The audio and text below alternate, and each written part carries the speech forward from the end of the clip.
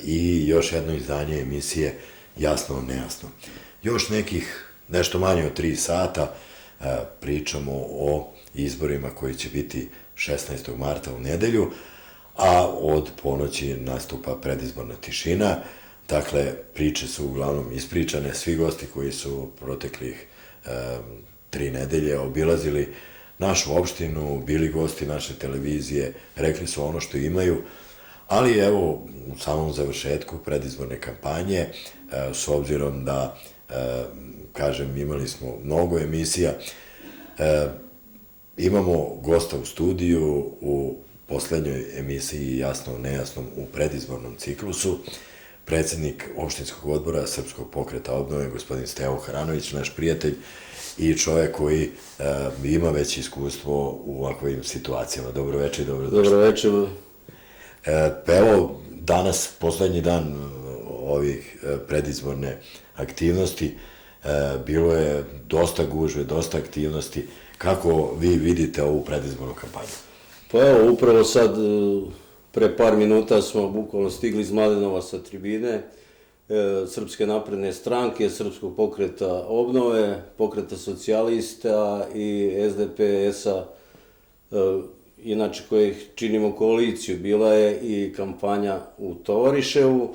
Ovih dana smo obišli sva naseljena mesta u opštini Bačka Palanka, predočili narodu naš program, naše ciljeve, našu listu koju predvodi gospodin Aleksandar Vučić, približili im ideje, programe, realizacije i mislim da će narod prepoznati tu snagu, tu iskrenu borbu za uređenu, modernu, evropsku Srbiju. Naši gledalci uglavnom vide kad dođu ovde gosti kod nas u studio, političari pa pričaju, ali nije samo to predizborna kampanja, mnogo kilometara ste prešli, pogotovo, da kažem, vi jeste predsednik opštinskog odbora, ali i vi kao predsednici opštinskih odbora ste uključeni i morate puno da radite, dakle, mnogo kilometara je pređeno, prešli ste uglavnom sve mesne zajednice u našoj opštini. Kakav vam je utisak, kako su građani prihvatili ono što vaša lista nudi? Pa sa jednom iskrenošću, tačnošću i onima programa što nudimo, mislim da su građani prepoznali borbu prvenstveno protiv korupcije i kriminala, na čemu mi insistiramo i kao Srpski pokret obnove i apsolutnu podršku dajemo gospodinu Aleksandru Vučiću, što je već dokazao. Zatim borba za svako radno mesto, jer naslušali smo se bajki u protekle 24 godine, prvo onih 12, pa novih 12, evo sad i više, raznih političkih aktera na političkoj sceni kako Srbije, tako i Bačke Palanke, koji su samo obmanjivali narod u vreme predizborne kampanje, dolazili nekim crnim džipovima, limuzinama, obećavali, lagali, a najgore od svega pljačkali narod kroz privatizacije, ratove, ekonomsko uništavanje, sve ono nepopularno zbog čega kako građani Srbije, a tako i građani naše opštine Bačke Palanke ne žive dobro. Ova lista predvođena Aleksandrom Vučićem, čovekom koji je zaista dokazao i pokazao za godinu i 8 meseci kako se radi, kako se može uraditi, a sami znate da je Srpski pokret obnove pre 24 godine sve to govorio i naš predsednik Vuk Drašković. Izgubili smo, po nama, 24 godine života koje nam niko nikada neće moći da vrati i sad smo na početku, a zahvaljujući prvenstveno samo jednom čoveku, a to je Aleksandar Vučić.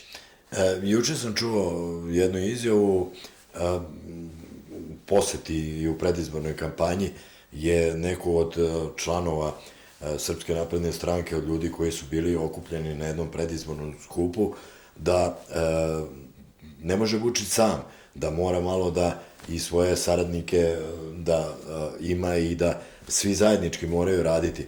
ali onda je jedan visoki funkcioner Srpske napredne stranke rekao, jeste, ali mora tim da ima kapitena, a kapiten je taj koji... Jasno, upravo se slažem sa vama i mislim da njegov tim uz nas, koalicione partnere, zaista ima dobar tim i dobre ljude, prvenstveno stručnjake, koji mogu da uđu u svaku i političku borbu i stručnu borbu i sve ono za dobrobit konačno građana.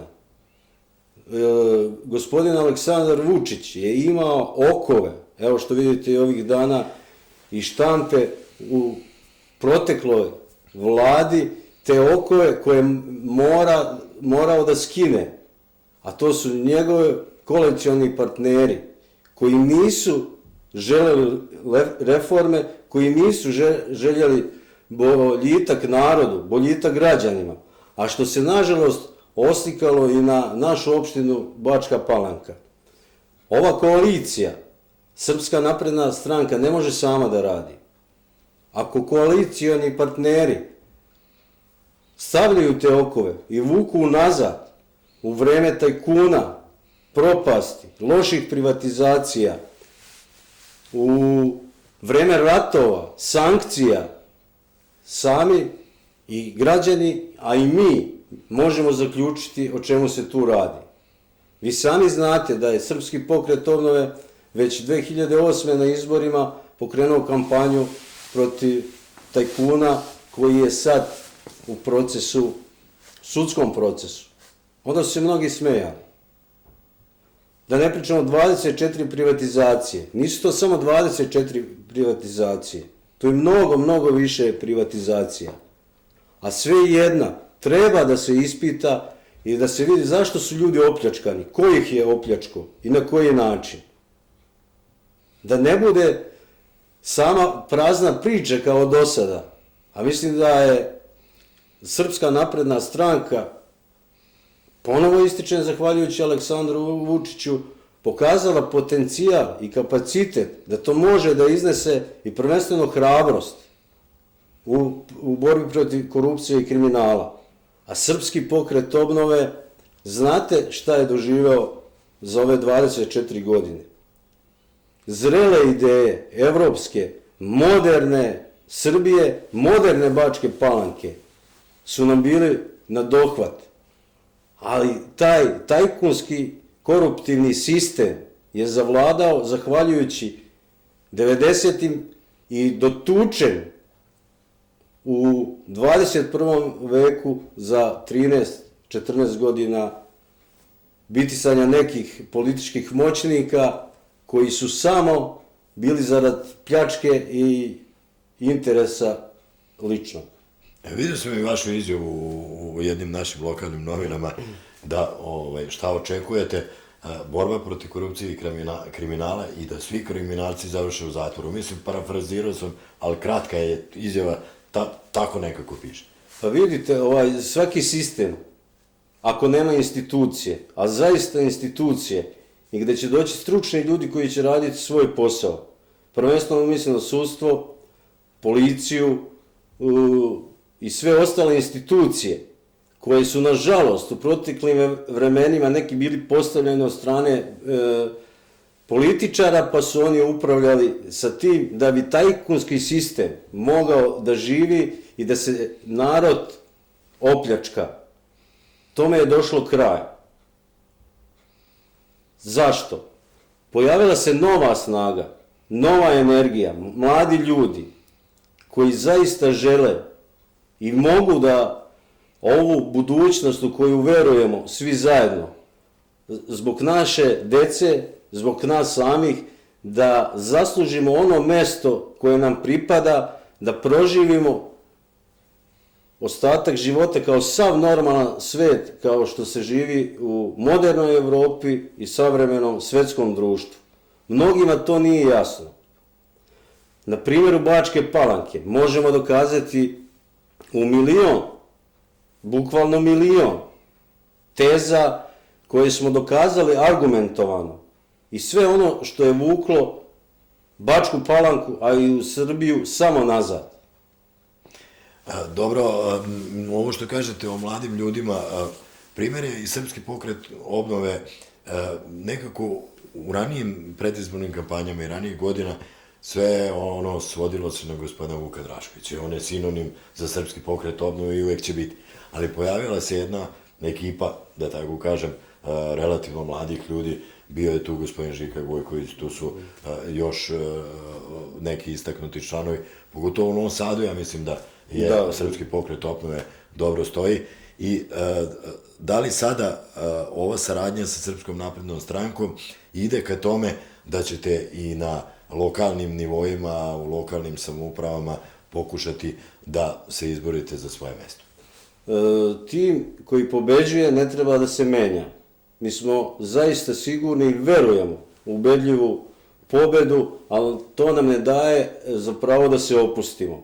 S ponosom možemo istaći što se tiče Srpskog pokreta obnove, da su mlade snage, mladi ljudi, intelektualci uključili se u rad Srpskog pokreta obnove zarad svih onih proteklih 20 i nešto godina. Osjećaju ideju, osjećaju energiju, osjećaju snagu, sve ono što može da pokrene naše građane, naš narod, za našu budućnost, koju moramo sami sebi da skrojimo, a ne da nam bude nametnuta sa bilo koje druge strane. Što su nas mnogi zaluđivali svojim pričama političkim, da nas neko i u Evropi i u svetu mrzi. Zašto? Zato da bi imali prostor za korupciju i kriminal. Moramo se vratiti na tu tezu. Najviše koruptivnih stvari bilo od političara. Ne treba da krijemo, treba da kažemo istinu. Zato mi svi koji se bavimo tim poslom, ako nećemo istinu govoriti, nismo zaslužni da budemo predstavnici građana. Aleksandar Vučić je smeo hrabrosti zaista da se usprostavi svakom tom zlu i da kaže ono njegovo čuveno tačka. Moramo da radimo, da se borimo, da izgradimo institucije i sistem da bi išli napred. Oni koji su to osporavali, sad su na jednoj strani. Danas možete da vidite zašto su i raspisani izbori. Vratit ću se i na lokal. Ono što sam rekao malo pre, okovi koji su čvrsto stezali taj napredak, i Bačke Palanke i Srbije, mi se njih moramo osloboditi. Imate primere u našem lokalu. Šta se dešava i šta se radi? Prave se nekakvi novi mostovi, prave se neke industrijske zone. I jedna partija u komitetu obećava 600 radnih mesta. I dalje se obmanjuju ljudi, lažu. Šta je sa Marinom? Danas imamo informaciju u zdravstvu da su nestale lekovi u ampulama. Da li to, evo ovim putem pitamo javnost. Gde su nestali lekovi? U domu zdravlja. Našem? Našem. Nezvanična informacija koja je pred vašu emisiju došla. Čime će ljudi da se leče? Da li to neko želi zdravstvo da uništi? Ja vas molim oprezno, ovo nije vest koja može da uznemiri građane i to sve, ako nije provereno, mi ćemo sutra to proveriti. Da, ja bih vas molio da se proveri i da neko kaže da li je to istina ili da li nije. O sportu.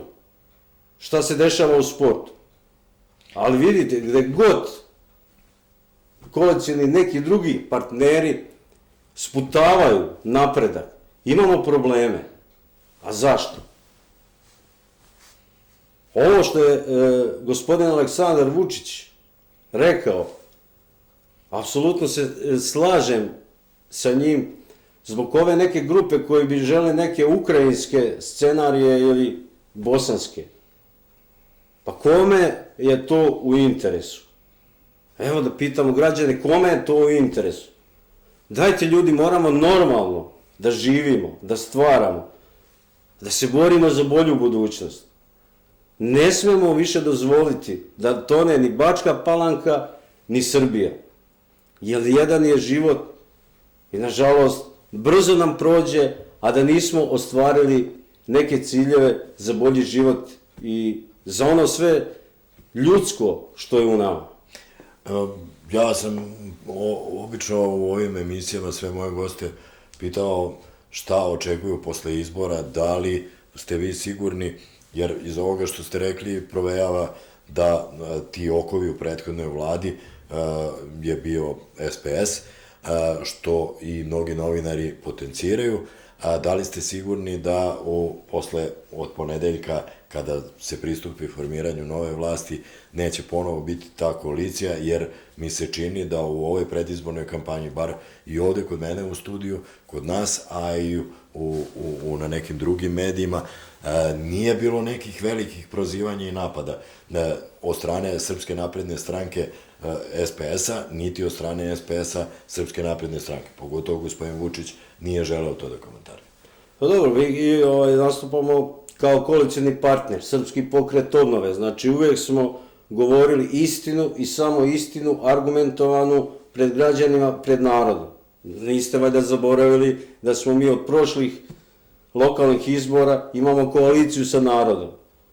Hoćemo da unesemo novi sistem polaganja računa građanima Bačke Palanke, a ne građani da polažu račun bilo kom političaru.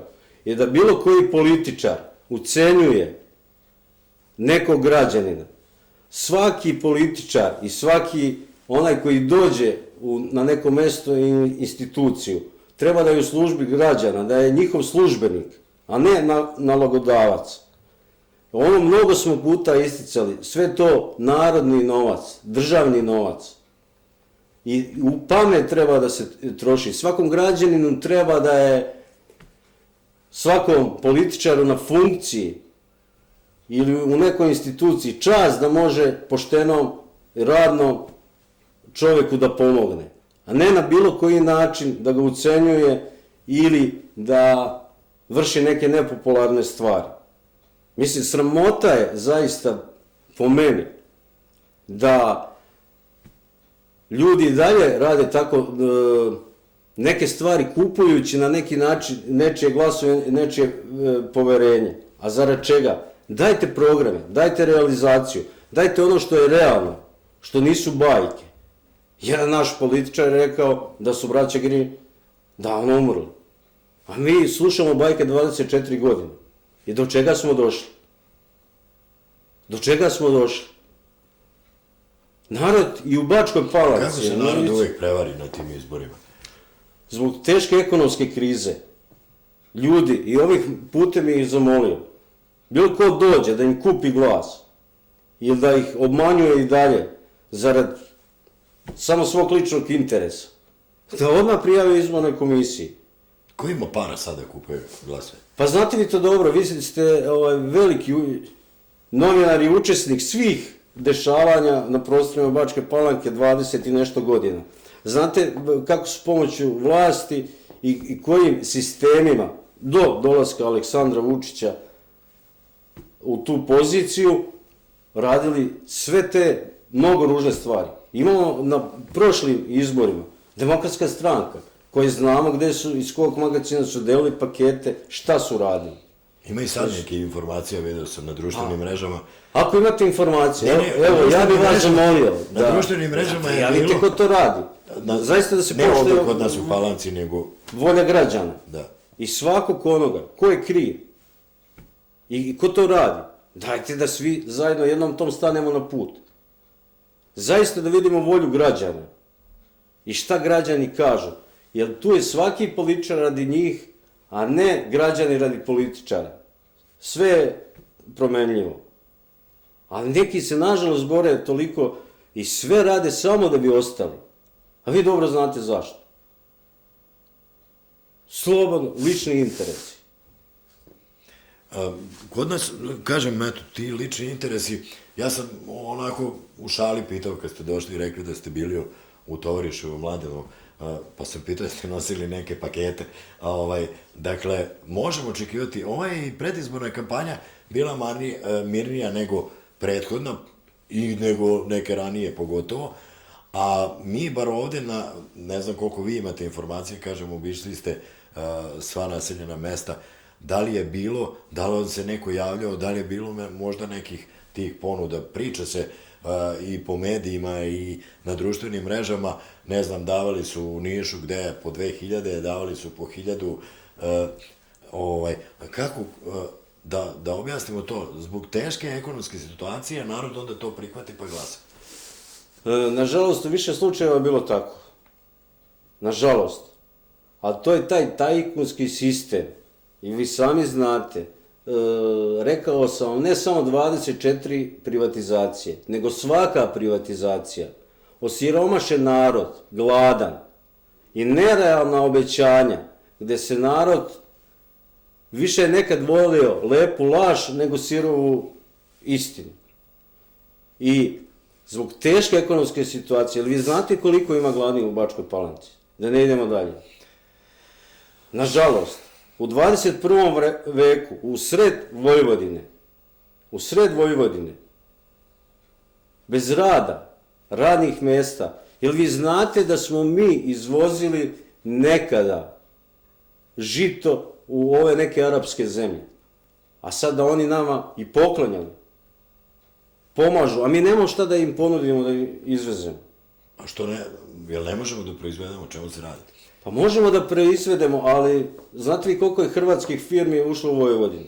Šta su uradili tajkuni? Da su kupili zemljište, da su uradili mnogo loših stvari, da su, evo imamo neke tužbe, čujem da su neki ljudi, 90 njih tužili, Obrovac, Okolina, Karađorđevo, neke političare.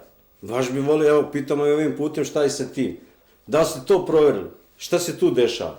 Mi ne možemo provjerimo nešto ako nemamo ni informaciju, niti ima ta priča, ali šta znači to sad? To sam pitao još jednog gosta ovde u studiju. Prodali smo zemlju strancima. Ja ću vam, juče sam bio u nama susednoj opštini, gde kad mi kukamo ovde u našoj opštini Bačka Palanka koliko ima gladni, u toj susednoj opštini ja imam običaj da kažem ni trava ne raste. Ni jedna fabrika nema. I tu je jedan gospodin koji je tajkun, a koji nije sada na listi tajkuna, otkupio najveće poljoprivredno dobro na kome sada rade neki ljudi. Kakva je razlika između toga kad zemlju kupe strani tajkuni i naši tajkuni? Ista. Oni koji rade kod njih su nadničari za sitne pare. U pilićarniku u Vajskoj radi bukvalno 5 ljudi. Zato što je sve znači, samo taj princip, da li je bitnije da nešto dođe kod nas i da ljudi tu rade i da imaju svoje plate, ili ako se zalažete za Evropsku uniju, Evropska unija zahteva da moramo doneti zakon o prodaji zemlje strancima. Upravo to sam hteo reći. Znači, Evropska unija ima takav sistem i takve standarde i onaj ko kupi zemlju iz Evropske unije, znači ne kao ovi neki isto što propagiraju da će nama neko kupiti zemlju i oteti. Cena će biti tolika koju investira, morat će i da zaposli radnike, morat će da te radnike plati po evropskim standardima. Zato naši radnici kao u nekim propalim preduzećima neće raditi za 15-20 hiljada, nego će raditi kao u Evropskoj uniji za 1000 ili 1500 do 2000 eura. Nemoj više da se lažemo. Znači, bilo taj ko da dođe, on će i platiti i zaposliti radnika. Neće taj da dolazi iz Velike Britanije, Nemačke, Švedske ili Norveške svoju radnu snagu. To bi bio apsurd. To su zaista smešne priče. A taj svaki hektar, znate li koliko je hektar zemlje u Evropskoj uniji? Jel znate? Pa ne možete naći ispod 20 ili više hiljada eura. A koliko naši prodaje? A koliko se hektara prodaje? Jer tamo kad se prodaje, onda se odjedno prodaje 1000 hektara. Tamo nema 1 hektar. Privatnu svojinu, imate državnu svojinu. Ali nema da ljudi imaju 1 hektar kao kod nas. I oni razviju svoje gazdinstvo. Evo, gospodin Aleksandar Vučić je omogućio povoljne kredite. Ko ima gazdinstvo? Treba čoveku dati šansu, treba dati vladi, pa da vidite kako će se odraditi. Ok, ministar Pamučić je bio tu, slažemo se s tim. Slažemo se. Znači, i da svi ljudi vide kako je to na delu. Dosta je nerealnih i nezrelih priča. Ljudi, nismo deca. Nismo deca da se neko igra i obmanjuje toliko vremena i toliko godina. Zaista je to sramotno i tužno. Po meni, lično. Tolike egzodusi naroda, od Krajina, Bosne, do ovde uništenja ekonomskih, svih priliva ovoj državi. Ja kad sam vama rekao, ako se sećate pre 2 godine da sam izračunao po budžetima koji su bili, po mojoj procjeni, da hvali 117 milijardi eura za 24 godine, mnogi su se smejali. Mnogi su pričali šta ovaj priča, kakve su to bajke. A došli su stručnjaci, zašto neki izbjegavaju Svetsku banku i MMF? A došli su stručnjaci pa su rekli 128 milijardi eura i na plus to smo se zadužili 20 i nešto milijardi. Gde su te pare? Ko je uzeo? Verujte mi, samo ova lista i koalicija oko Aleksandra Vučića da može da donese prosperitet ovome narodu i da utvrdi šta se desilo sa tolikim novcem i sa svim delima što su tolike godine bile na ovim našim, slobodno mogu reći, jadnim prostorima. Slušajući gospodina Aleksandra Vučića u poslednja 3 dana, i to će se nastaviti, znači i borba protiv kriminala i korupcije, i nastavit će se utvrđivanje ko je kriv, ali okrenut će se punom snagom ka ekonomiji, jer mora se raditi nešto od čega će nama biti bolje. Da li će nam biti bolje ako sad svi tajkuni budu u zatvoru? Uspostavit ćemo sistem, ali moramo raditi na tome da zaposlimo što više